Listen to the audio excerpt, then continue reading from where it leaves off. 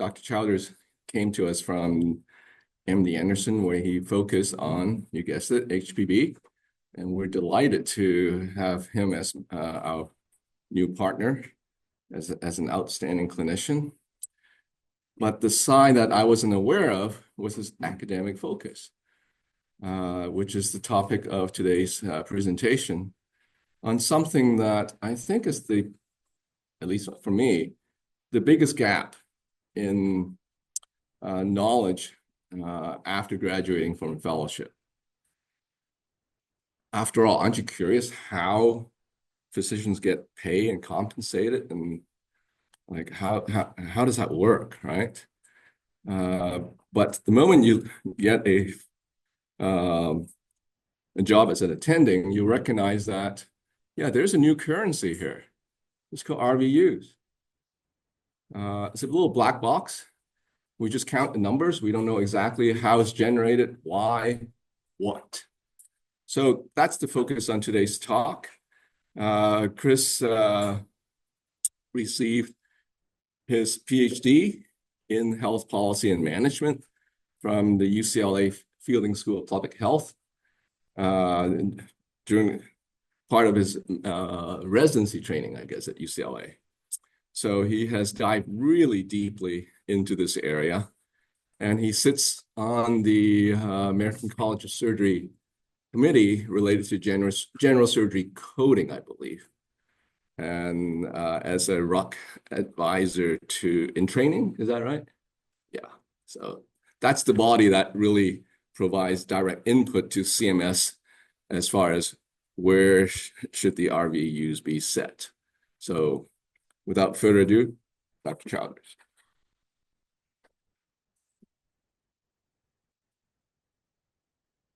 Thanks so much, Dr. Young. Sorry to discuss such a dry topic at 6:30 in the morning, but I think Dr. Young's right. I think this is something that we don't get any education about in residency or fellowship, and hopefully I can provide a little bit of insight into the RVU system and provide a little bit of the history and kind of the current understanding of the system. So I titled the talk RVUs 101 and a little 201, and hopefully that'll become obvious as to why. I do not have any disclosures, and here's the brief agenda for the day. So I wanted to briefly touch on why I studied RVUs in the first place, and then go through kind of the history of the RVU system, some of the data surrounding the RVU system, and the accuracy or inaccuracy of the system, and then what I view as some of the future academic interests in this area. So quickly touching on why RVUs. So no joke, these are the slides. You can actually see the date down at the bottom from my Econ 1 class at UC San Diego in college. And this was introducing the concept of a demand curve. And I know this is in small font, but essentially in this top left box, this is a demand curve for how long, I think the name's David, is going to stay in the hospital. And what it shows you, or what the concept on this graph, is that if you price a day in the hospital at $300, then you go over to the demand curve, and David's going to stay in the hospital for 1 day if the price of a day in the hospital is $300. And then if you go through these various panels in the bottom left corner there, it says, well, if you reduce the cost down to $0, as in if you had insurance, for example, paying for that, then you would stay in the hospital for 3 days. And we know that that's exactly how medicine works, right? If you just reduce the price, then we can have patients stay in the hospital longer. And while this is clearly comical and factitious, and I think nobody in this room actually thinks this is as simple as the way that health economics works, it turns out that there is actually a little bit of truth to this concept. And this was a study that was done in the second half of the 20th century. It was done by RAND, a nonprofit organization out of Santa Monica. They randomized households to different levels of coinsurance. Do you pay 95% out of pocket? Do you pay 0% out of pocket? And it turns out that there is actually some truth to this whole concept of price-induced demand. And so if you had to pay more out of pocket, you went to the doctor less. If you had to pay more out of pocket, you actually got admitted to the hospital less often, and overall you spent less on healthcare. So it turns out from very high level 1 evidence, there is actually some truth to the concept that basic economic principles do apply to healthcare. And it turns out that these basic economic principles apply to a lot of different segments of healthcare as well. So, for example, as birth rates declined in the United States, we saw an increased rate of cesarean section delivery. The argument and kind of the logic that went into that was, well, cesarean sections pay more than vaginal deliveries. And if we're having fewer births, the only way to kind of recoup that decrease in revenue was to increase a higher profit procedure. And we have other examples from other segments of healthcare as well.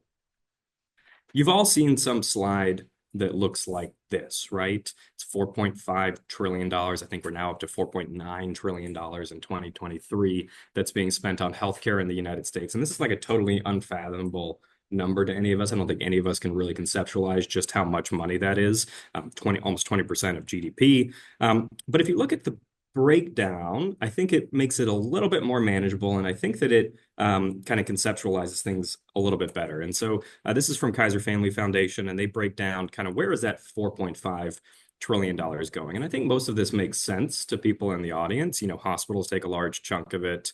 You know, there's a whole smattering of things like dental and home health care. And then there's this large bucket over here, which I was a little bit surprised by when I first looked at this graph, that said that physicians, and basically this is, you know, essentially everything that physicians can bill for, represents about 20% of spending. So that's, you know, $900 billion or so. And then what I thought was very interesting, and somebody pointed this out to me at some point, was that, well, nothing that happens in any of those other segments happen really without a physician being in charge of them, right? Nothing happens on the hospital side without a physician ordering it. Nothing happens at home really without a physician ordering it. So when you think about who influences the largest kind of chunk of the healthcare system in the United States, it really comes back to us in a lot of ways, shape, or form. And so if you want to understand kind of the macroeconomics of healthcare in the United States, you have to understand, you know, what's influencing physician decision making. And the question is, well, what determines how much we spend on physician care? Well, it's the physician fee schedule, which is the RVU system. And so that's how I got interested in this. So let me dive in. This is going to be a little bit dry, but I think it's very interesting. So what did the system look like before 1992? So the RVU system's only been around for 33 years, which, you know, seems like a long time, but it's in the grand scheme of things, not so much. So before 1992, there was a system called customary, prevailing, and reasonable charges. And the way that this would work is that you would bill for an appendectomy. And you would kind of just throw a dart at a board and figure out how much you wanted to charge for it. That would go to a local Medicare committee, and they would basically look at how much you're charging. They would compare it to the average in the region, and as long as you were below the 90th percentile for your region for appendectomy, they just paid it. Kind of an interesting way of doing things, kind of a market-based way of doing things. But as you can imagine, the system was kind of taken advantage of. People would start to raise their prices very quickly, and the system kind of started to spiral. And Medicare had to kind of shift and see if they could figure out ways to reduce or curb spending increases in the system. So eventually they said, well, we're going to cut the percentile, we'll start indexing it to inflation. And eventually they realized the system was unsustainable. So they froze payments and they said, we need to come up with something different. And the critiques of this CPR system, I think, are pretty obvious. Number one, physicians are always incentivized to increase their fees. They never went down, which actually is counterintuitive, because if we are now doing a procedure much faster and more efficiently today, we probably shouldn't get paid as much as when it took us 10 times longer to do it 30 years ago, which, you know, controversial, but I think that's probably true. Number two, and in the system, fees never decreased. And then number three, the concern at the time, back in the 80s and 90s, was that diagnostic and procedural specialists were getting paid a lot more than so-called cognitive fields, your kind of primary care fields, people that essentially do all of their care in an office-based E&M type situation. And so these were the critiques, and a new system needed to be created. There were other organizations, to be clear, that were working on this. California, Medicaid, Blue Cross were all trying to come up with their own fee schedule, but all of these were in some way, shape, or form based on how much surgeons were charging for their services. And so this gentleman named Bill Sau, who was a Harvard economist, had been working on this since the 70s, and he realized, he kind of saw the writing on the wall, that a new system was going to need to be created. And this concept of a resource-based relative value scale came to fruition. And the idea being that instead of it being some market-based system, that we would somehow calculate all of the inputs that go into performing a service, and we would then tie your reimbursement to those resources. And this is his first attempt in 1975 to come up with a relative value scale. He was an assistant professor at Harvard, clearly trying to promote himself, and just kind of made a first attempt at things. And he conceptualized the different inputs that went into a service. And he thought it was four things. He thought it was the amount of time that you were spending, that time varied across different services, right? Some were more complex, some were less complex, and he termed it intensity. He argued that we should get different payments based on our amount of training. So at the time, a GP only needed 1 year of residency in order to be able to go into practice. A neurosurgeon needed, 7 to 9 years. And so that should be somehow incorporated into that relative value scale, just because of the opportunity cost of not being able to actually take care of patients for 6 years or more. And then there was this entire concept of overhead expense, right? You have a clinic that you're running, you have your staff that you're trying to pay, and all of those things need to be accounted for as well.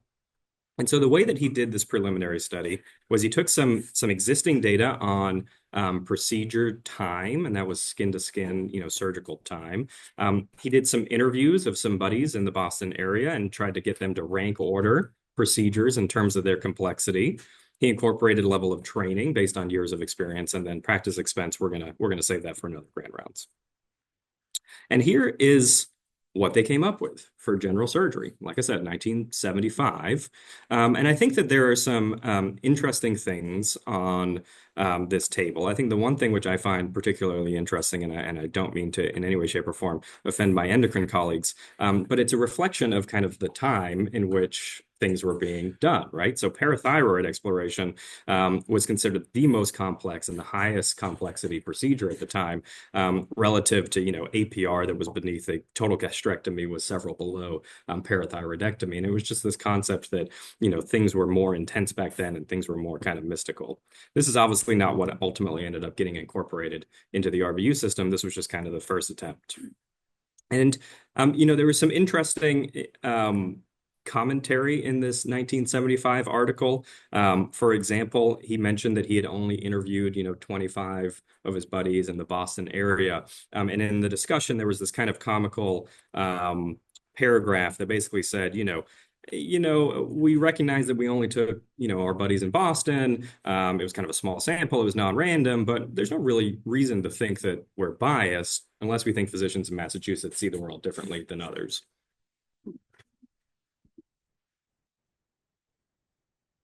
All right, so fast forward, that was 1975. 10 years later, Bill Sow got a contract from Congress that said you need to make us a relative value scale. And they did it over the course of about 8 years, and the system went live in 1992. Let me dive into some of the details about what that system was conceptualized as. So first things first, they didn't start from scratch. They knew that they had a system for describing all of the things we do, and that system was CPT. It was created under the AMA that had been existed for decades before that. So they didn't start from scratch. They knew that that was already there, and they started that as the base. And they conceptualized the total value for a service very similar to that paper from 10 years prior. They said there's kind of the physician work that goes into things. There's the practice expense, kind of the overhead expense. And there's also this concept of opportunity cost. You spend more time in training, you should get compensated for that. For the focus of this talk, I'm just going to focus primarily on work, because that's the one that most people are familiar with, work RVUs. And they further conceptualized work, and I promise there's only a couple of equations in this talk. They further conceptualized work in 3 distinct time periods for any given service. For a surgery, since I have a bunch of surgeons in the audience, they conceptualized it as pre, intra, and post. So pre-service is the day before an operation up until when you basically start the operation. And so that includes evaluating the patient, getting them checked in, having them sign consent forms. It has them getting into the operating room. It has them prepping, draping, literally everything up until you make the incision. Intra-service is the amount of time actually doing the operation. You make the incision. When you finally put the dressing on, you're done. And then post-service work, for a minor procedure, like let's say a colonoscopy, that's basically just filling out your operative report and talking to the family and getting them discharged from the hospital. For surgeons, we're more familiar with major procedures, which all have global periods associated with them. And so this post-service work includes all of the work up until either 10 or for most patients, 90 days after their procedure. And that includes all of their care in the hospital, includes all of the post-operative care in the clinic as well. Last equation. Work, and this is familiar, work can be conceptualized as the multiple of the amount of time that you spend, but it should be adjusted up and down based on complexity or intensity. Same idea from 10 years prior. And intensity is this kind of vague concept that different services will require different amounts of mental effort, technical skill, and stress, and should therefore be compensated appropriately. And so when you put all this together, you end up with an equation that looks like this, and I'm going to come back to this in a minute. So how did they do this? How did they do this back in the late 80s? Think about the late 80s, right? No cell phones, no internet. So it was a very different time. And so they did kind of a pilot survey, they did a national survey, they convened focus groups, and they ultimately surveyed about 5,000 physicians across 33 different specialties. And they got estimates for about 800 services. And this is going to be relevant in a second. And this is what that survey looked like. I know this is in really small font, but it's actually taken from the original surveys. And this was for orthopedics. So if you were an orthopedic surgeon asked to fill out a survey for the original RVU system, this is exactly what it looked like. You got it in the mail, and then they called you to do a 30-minute phone interview. And what they said was, they said, we're going to give you a procedure as a baseline, carpal tunnel in a otherwise healthy 48-year-old female. That's your baseline. That's worth 100 points or units, whatever you want to call it. And then we want you to rank all these other 20 services or so in terms of how much work goes into them. Is it twice as much work? Is it 3 times as much work? Is it half as much work? And you just fill out this table, and that gives you your original estimate for how much those works needed to be. But as you can imagine, there was a lot of challenges with that system. So CPT at the time had nearly 7,000 codes in it, and they were not able to actually survey all 7,000 codes. They actually only surveyed about 800 of those codes, about 10% of those codes. I mentioned that formula, that there's also a lot of stuff on the pre-service side, on the post-service side, and they didn't get estimates for any of those things. And then also the scales never really lined up. A carpal tunnel was the baseline procedure for orthopedics. It was inguinal hernia for general surgeon, but do those necessarily line up? We don't know.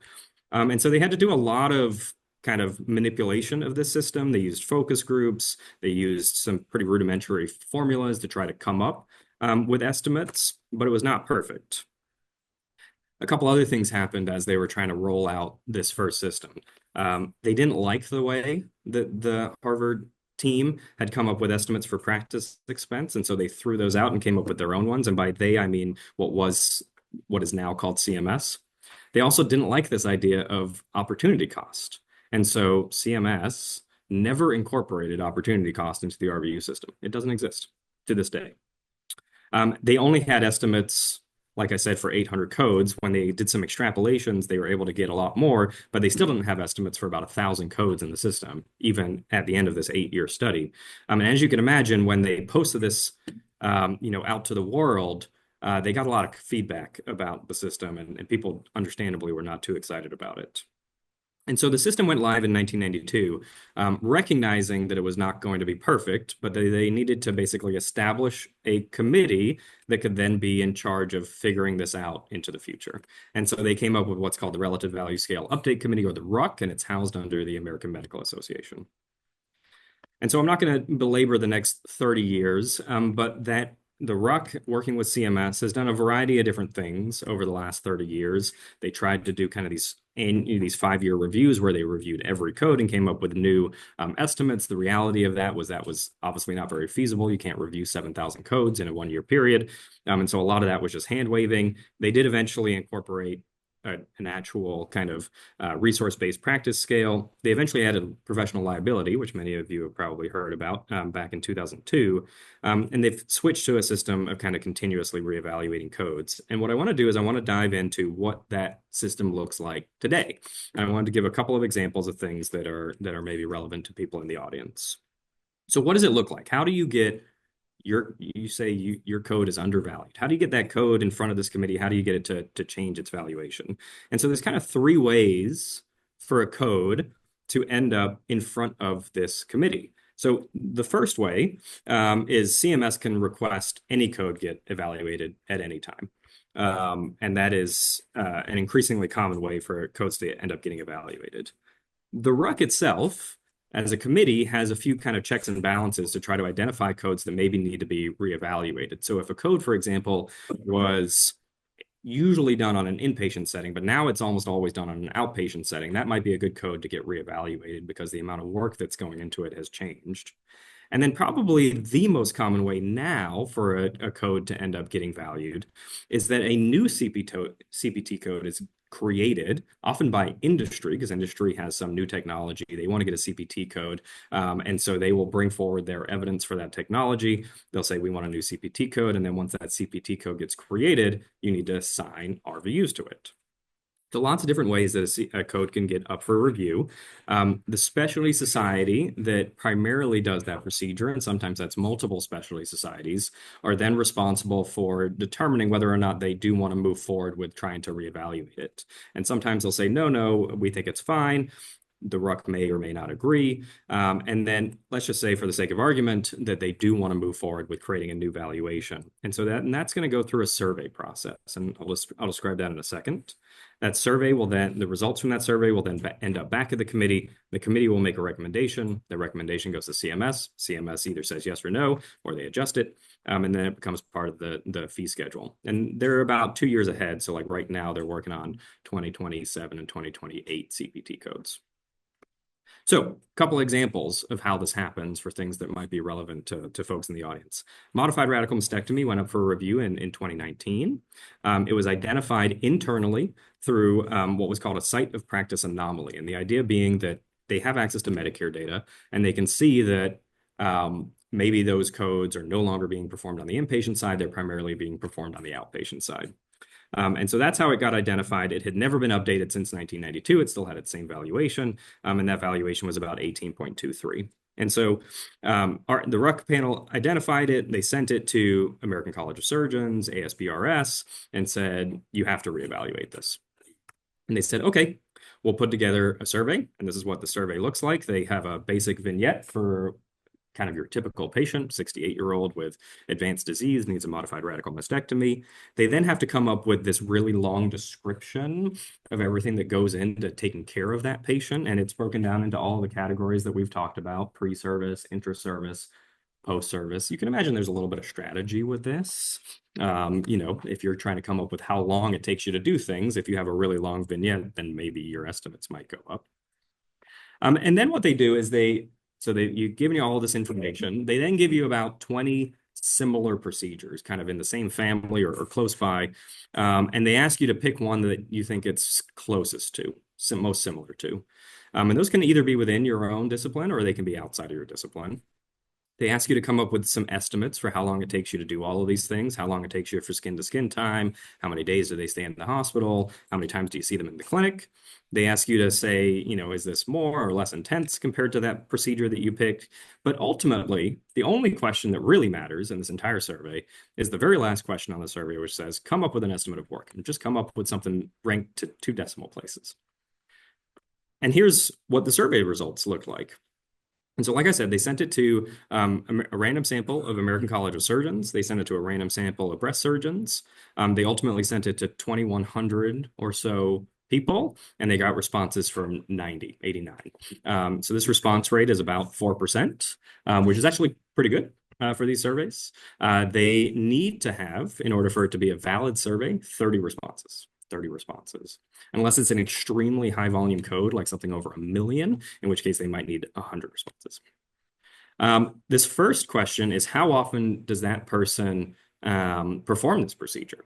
How many times did you do it in the last year? And then you can see large variation. This does not impact the results of the survey. This is not included. It just kind of to help validate whether or not they think it's a reasonable survey. They asked them to come up with an estimate for how long it takes to do the procedure, skin to skin. And so they said it takes about 2 hours to do a modified radical mastectomy. They ask you how many times, how much time is spent on the inpatient side. And so this was identified as now an outpatient code. And so you only really get credit for seeing that patient later in the day, and you get kind of half a day related to their discharge the following morning if they're staying overnight. And then for this one, you get 3 level 3 office visits and 1 level 4 office visit in the postoperative period up to 90 days. But ultimately, as I mentioned, the question that matters is the estimate for work RVUs. And this was the distribution for work RVUs for this procedure. And by convention, not because of really anything evidence-based, but just by convention, the standard that the RUC uses is they use the 25th percentile because they know people tend to overestimate on these surveys. And so out of the survey, it was 17.99. The RUC gets this survey, they digest the survey, the society has to present it. They show kind of some comparative procedures. They say, well, a simple mastectomy is 15, complex retinal detachment is 19. So 18 seems about right for modified radical mastectomy. They'll do kind of some internal math where they'll look at kind of the overall intensity of that procedure. And sure enough, everybody was happy with this. They passed it along to CMS. CMS said it was fine. And so the new RVU is not 18.23, it's 17.99.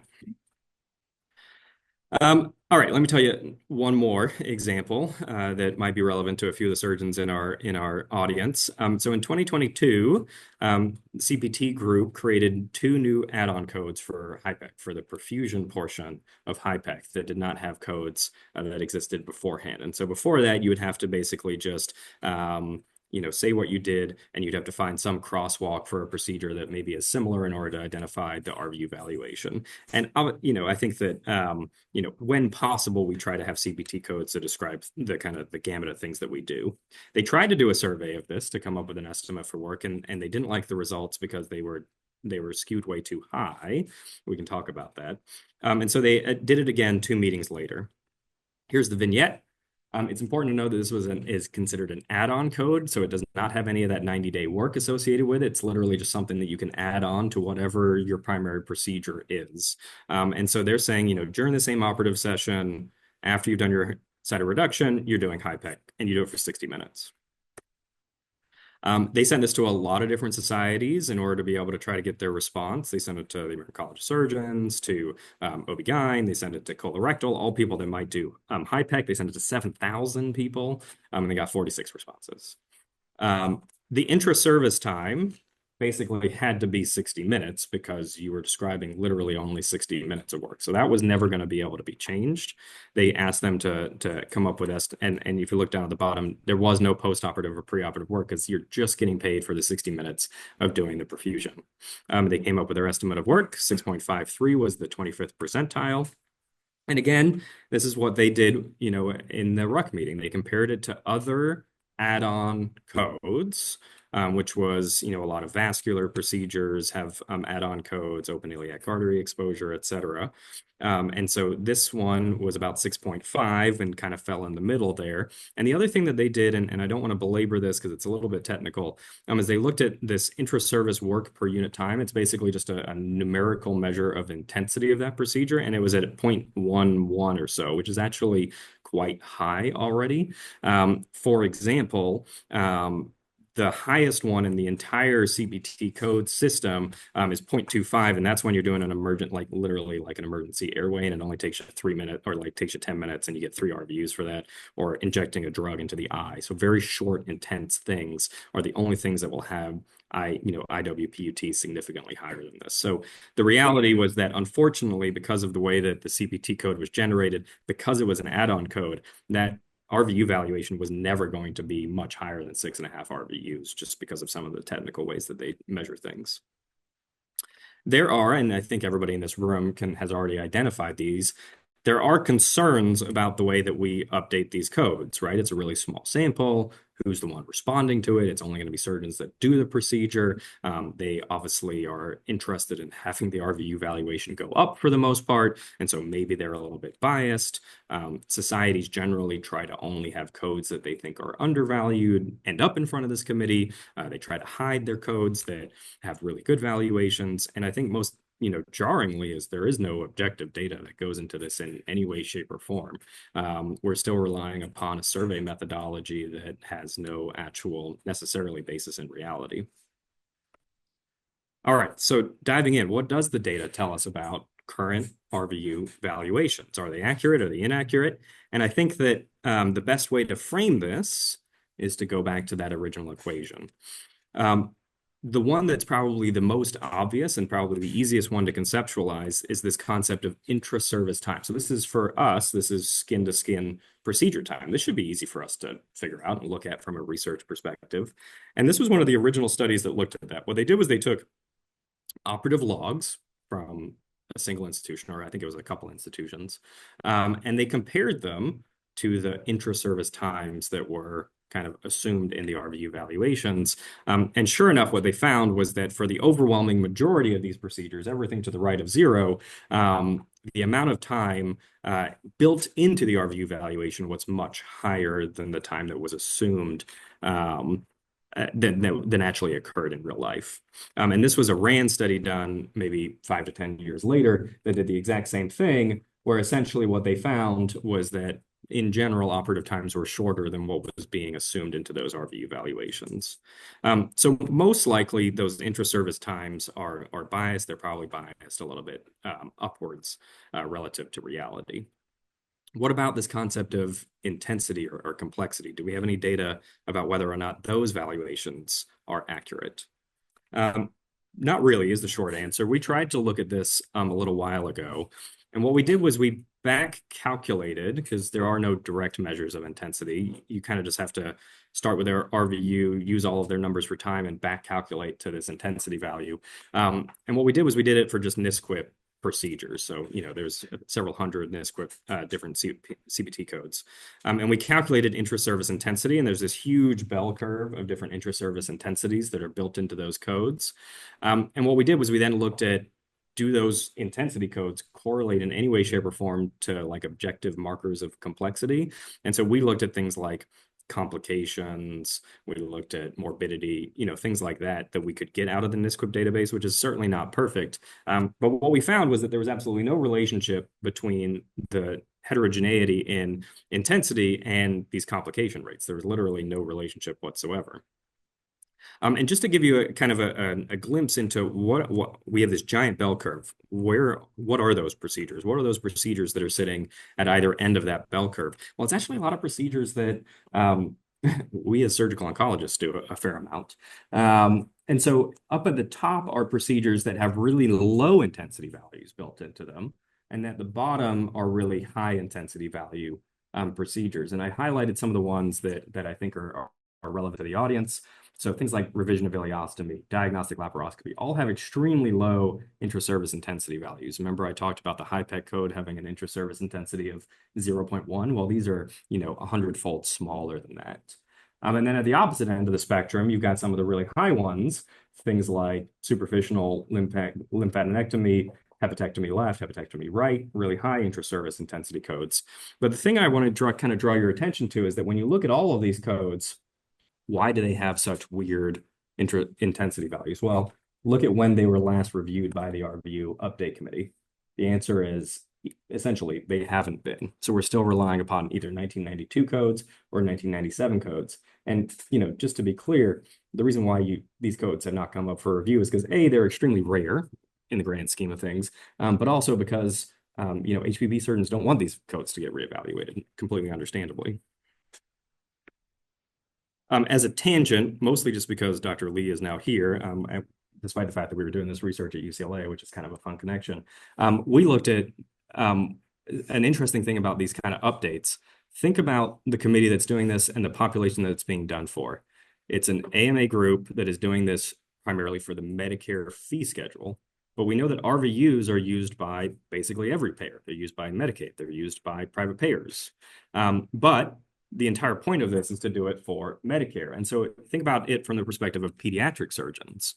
Well, their codes are never really going to get identified because when you look in the Medicare data, it looks like they're never being performed because they're not being performed in 65-year-olds. And so we looked at this and looked at the concept of index pediatric operations. So this is your things like, CDH, gastroschisis, kind of those classic pediatric surgery procedures, but it also includes some procedures that might be performed in adults. So XLAP, for example, is relevant to both adults and to kids. And what we did was we broke it into procedures that are non-specific, ones that can be performed in adults versus ones that are only ever performed in kids. And what we found is that among the non-specific operations, ones that can be performed in adults, 91% of those had been updated at some point in the last 33 years. Whereas if you looked at just PED-specific operations, 2/3 of their operations have never been updated. Their RVUs are the exact same as they were in 1992. All right, so intensity probably doesn't have a lot of good data supporting its accuracy. What about post-procedure time, either in the office or in the inpatient side? We looked at it on the inpatient side using NSQIP because you can just compare the length of stay that is actually done versus the length of stay that's kind of assumed into the RVU valuation. And sure enough, similar to what we found for operative times, in general, length of stay now is much shorter than the valuations kind of assumed into them. And that's probably largely because we've just gotten better in terms of length of stay for these patients. And a lot of these codes haven't been updated since the 90s or the 2000s. Rand looked at it on the outpatient side, and there have been a lot of critiques of this study, but they looked at how many office visits are actually occurring versus how many were kind of bundled into the procedure. And for these 10-day global procedures, which are pretty rare, only 4% of the expected amount of outpatient care was occurring. And for 90-day global periods, it was only about 38% of the expected postoperative care was being performed. So those are probably not terribly accurate either. Pre-time intensity, there is no data that I'm aware of that has ever looked at the accuracy or the inaccuracy of these pre-time or intensity values. But I will kind of highlight, this is, if you were to take laparoscopic cholecystectomy and break down where the RVUs are in this kind of intra and post-operative time, this would be how it kind of gets broken down. The majority of it is on the intra-service time, as you might expect. Some of it's going to be in the office visits or in seeing the patient in the hospital. This pre-service time is about 1 RVU. So it's a very small proportion of RVUs. But I think the answer is that the jury is still out as to whether or not this component is accurate or not.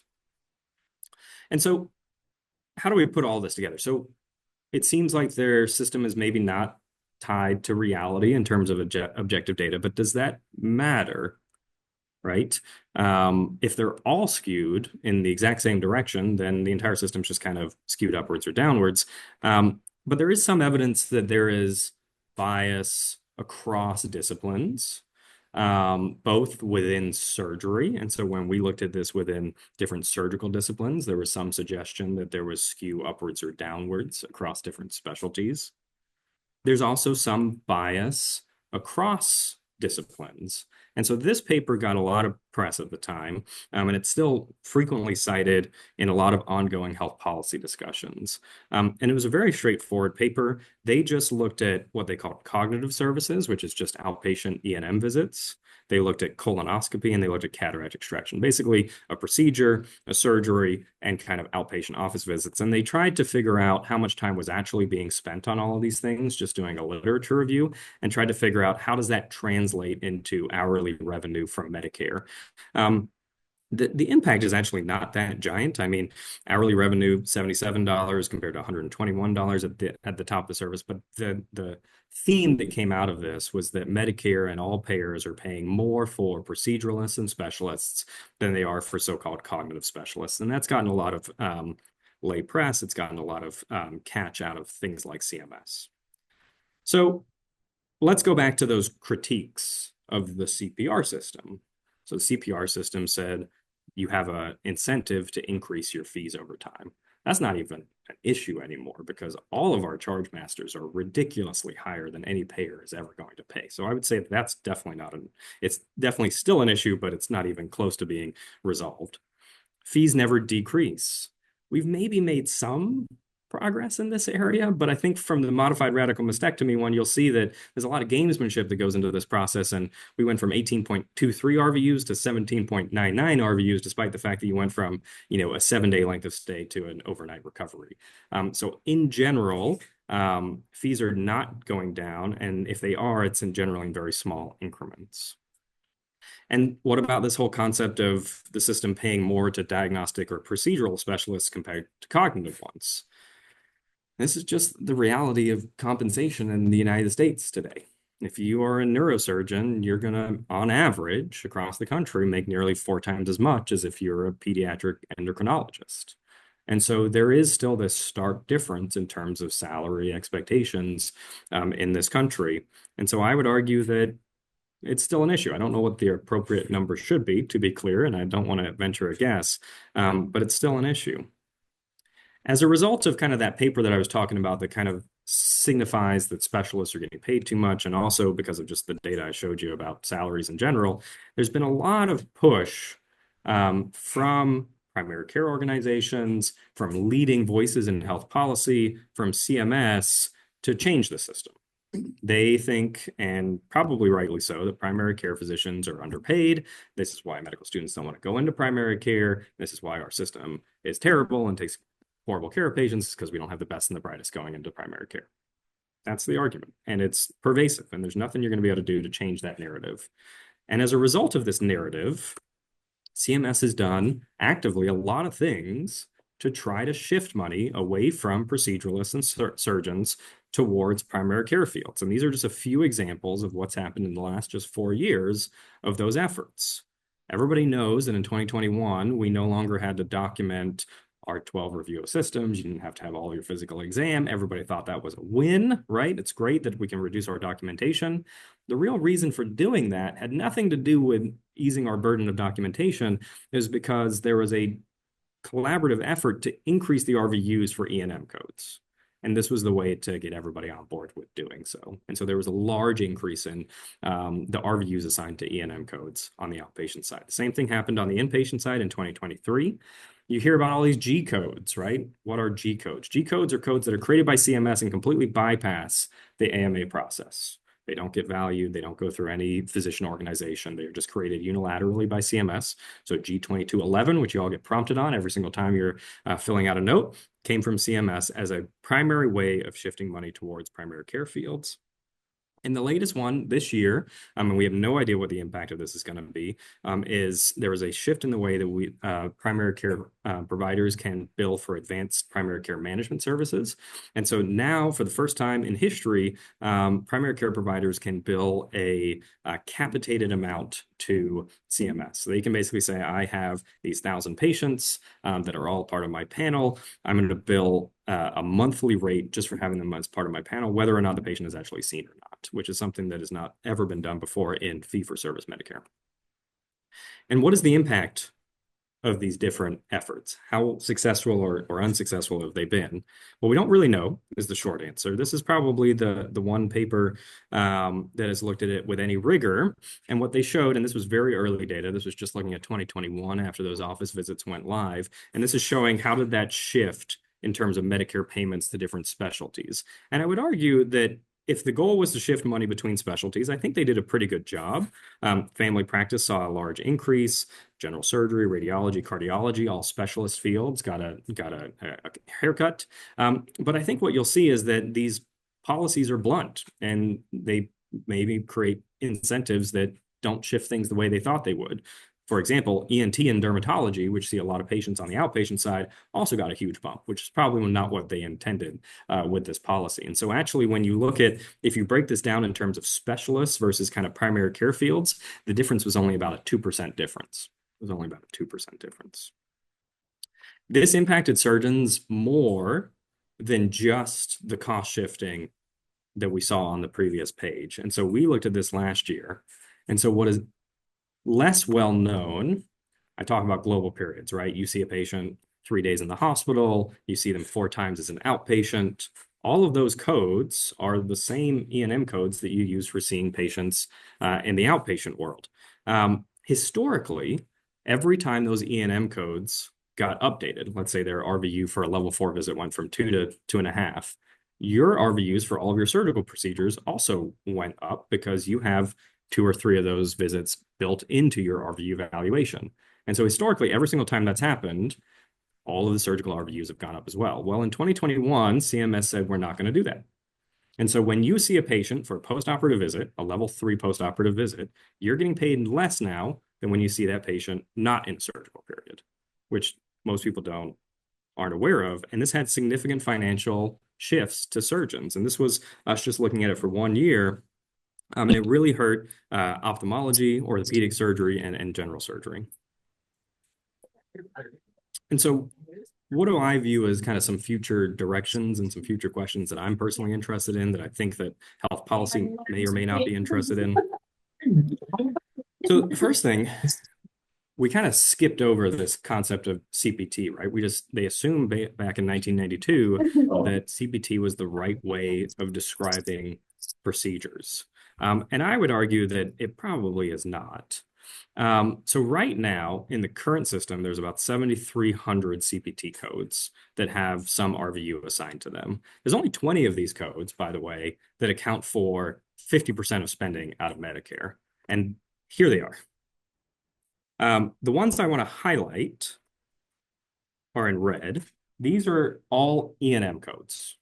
So you're never going to have an impact on Medicare spending if you don't impact E&M codes. You can't study it just in surgery. You got to study it in everything, including E&M.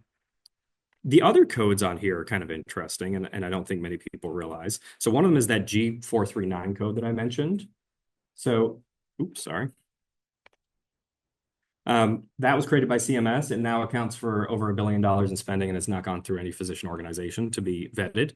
And then the other like 3 codes on here are physical therapy codes, and one is a cardiology code.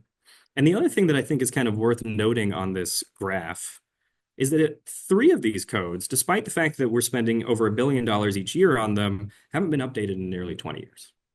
And so imagine that we have a system that has 7,300 codes, and even within the highest 20, we can't even update them more frequently than every 20 years or so. And so then let's think about the rest of the system. So we got 120 codes in order to get to 75% of spending, 2,000 codes to get to 99% of spending. But that means that we have 5,000 codes that combined account for less than 1% of Medicare spending. And yet this committee is responsible for maintaining all 7,300 of them.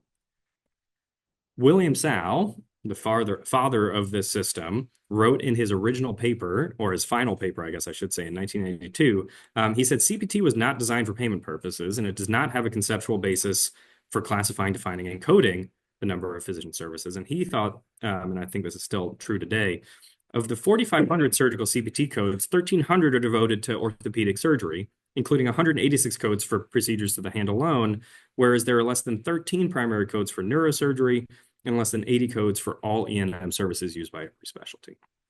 The system just doesn't make any sense. The other thing is that I don't think I've convinced people that this matters yet, right? We talk about inaccuracies in the RVU system. We talk about the fact that there's bias across different specialties, both within surgery and across specialty. The question is, how does this actually impact patients? And we have no idea. We have really no idea. You know, I've started to just look at some preliminary data, hoping to put some grants together at this, but I think, just anecdotally, that it probably is going to change what we do. And I think that's going to change who we operate on, who we take care of, and maybe how we take care of those people. And so this is just some preliminary data that shows what happens when you double the work RVUs for a procedure. It looks like there's a signal there, that we suddenly saw this giant rebound in the procedures being performed. And so a question, and kind of my next level of inquiry, is who's getting these services? Who are we performing it on? How does it change? And are patients doing better? Are they doing worse? We don't know. Another line of inquiry, which I think eventually needs to be addressed, is this whole equation that I showed you at the beginning. This basically was one guy coming up with a concept of what is physician work today. I mean, seriously, in the final report to CMS that argued this is the way that we're going to pay for all of healthcare in the United States, they explained how they came up with this model by saying we interviewed 20 practitioners in specialties in the greater Boston area. That's the entire model about how this system got created in the first place. I don't know if that was the right model to start with. I certainly don't know if that's the right model today, and we should probably try to figure that out. And then lastly, I talked about this system of how we do surveys today. This system is actually different than the original system. I showed you that orthopedic chart, which was this concept of magnitude estimation, where you have to just say something's double or 3 times as much. That's not really what we do anymore. Yet this system has never been validated in any way, shape, or form to get reliable or precise estimates. And then lastly, I think Bill South summed it up perfectly in that 1992 paper. He said, ultimately, this system is only going to measure inputs. Differences in the quality of care are not incorporated in any way, shape, or form. And he hypothesized 35 years ago that it may one day be feasible to create practical methods that can measure and incorporate quality into a resource-based relative value scale. And so that kind of leads me to, what is my 30-year goal? I would love to be able to create a new system that actually accurately reflects work, and more importantly, maybe actually incentivizes quality. And then maybe you test it in a single market or a single payer, see what happens, and iterate it until we come up with a system that's not perfect. It's never going to be perfect, but I think we can probably do better than what we've got right now. That's all I've got. Happy to take any questions.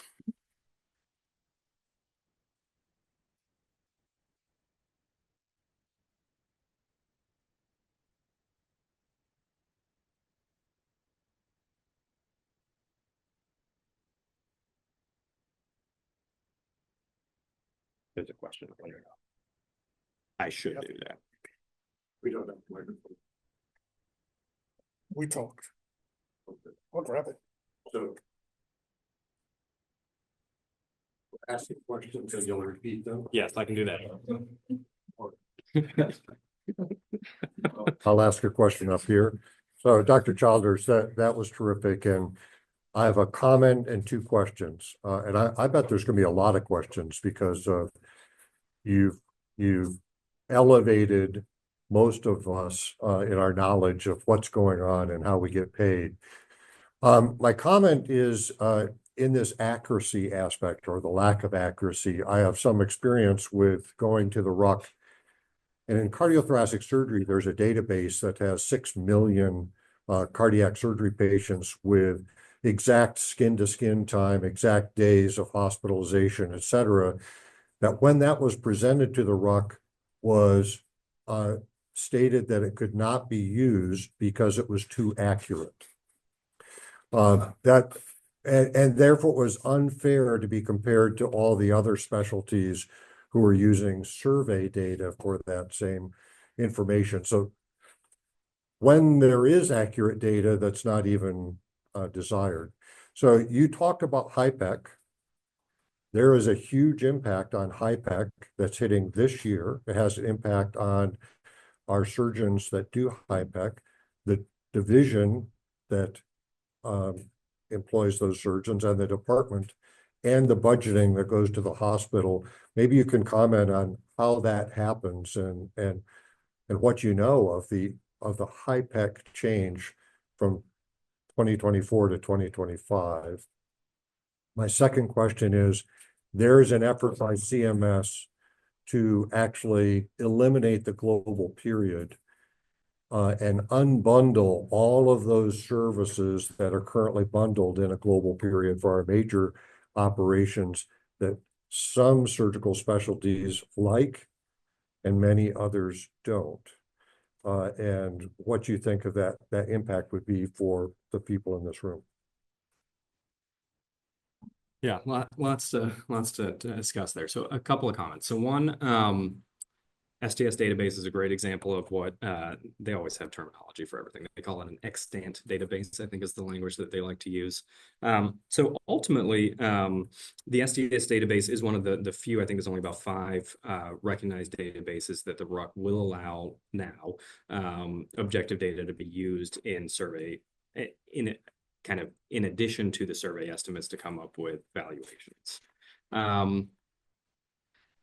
The challenge is that you can come up with estimates for time, pretty straightforward, but how do you come up with estimates for this concept of intensity? And so, when Peter Smith was the chair of the RUC, as STS member, they basically used surveys to come up with estimates for intensity. They used STS data to come up with measures of operative time, length of stay. They included things like how much time was spent in the ICU, which is extremely valuable for a procedure to incorporate it into their valuations. And when STS data was incorporated into their valuations, they all went up by 20, 30% or so. So I think that there is a mechanism for doing it. NISQIP has been identified as a database that cannot be used for it for a variety of reasons. The main one being that it's just not representative of general surgery in the United States, whereas the STS database is representative of cardiothoracic surgery being performed in the United States. So that's my comment about that. Regards to HIPEC, it's challenging.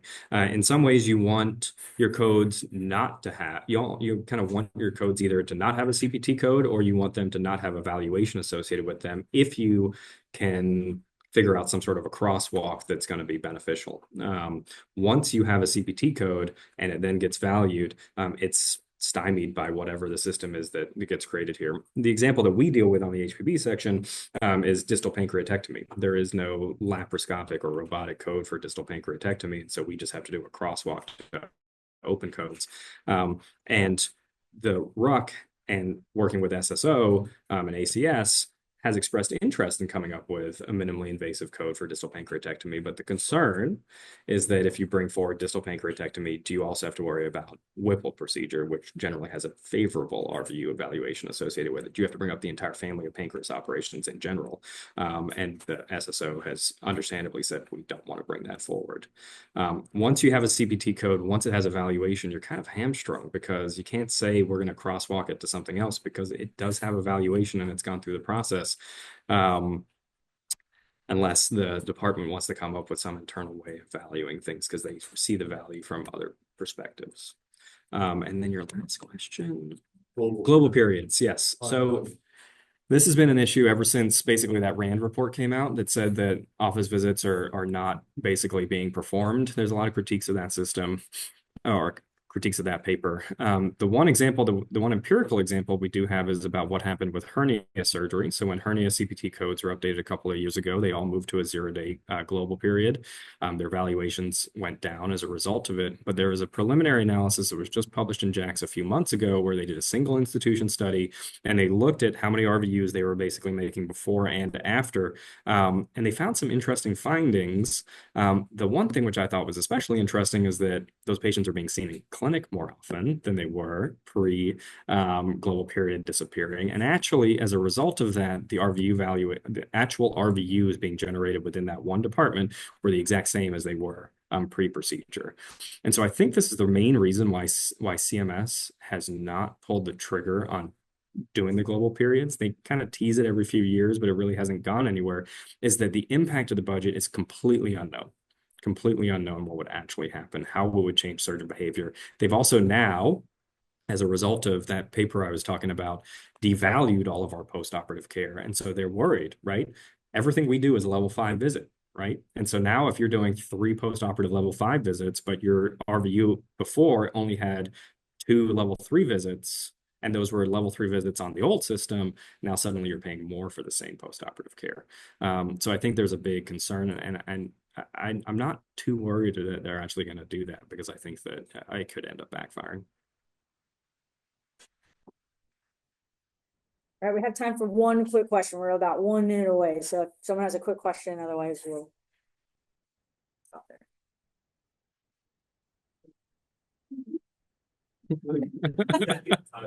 Don't. Great. A quick question. You mentioned the large amount of healthcare in the United States. Can you explain what happens when an RVU value for the procedure is elevated? Is it a net system where another one has to be decreased? Can you talk about that balance, given there's only a lot of money in Medicare? Yeah, Dr. Sham asked basically what happens when an RVU valuation goes up. How does that impact everybody else? And so the way that works is that in any given cycle, CMS will do a budget evaluation, and it won't be just of one code. It'll be of everything that's happening to the RVU system that year. Some things will have gone up, some things will go down. And basically what they'll do is they'll just assume that all of the volume stays the exact same as the previous year, but they plug in the new valuations. And they figure out how much it's going to cost. And if that value goes up by more than $20 million, which is a very small dollar amount today, that's the same $20 million threshold that they've had since 1992, then there has to be a budget neutrality adjustment. It's just an estimate. They fully recognize that they have no idea what's actually going to happen in terms of volume.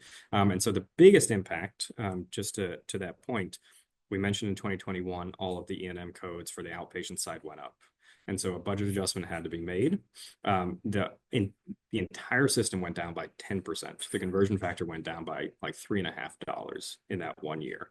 Nobody saw that full 10% decrease because Congress passed a temporary statute that increased it by about half of that amount. So it felt like a smaller decrease. And every year since then, they've passed additional temporary statutory increases.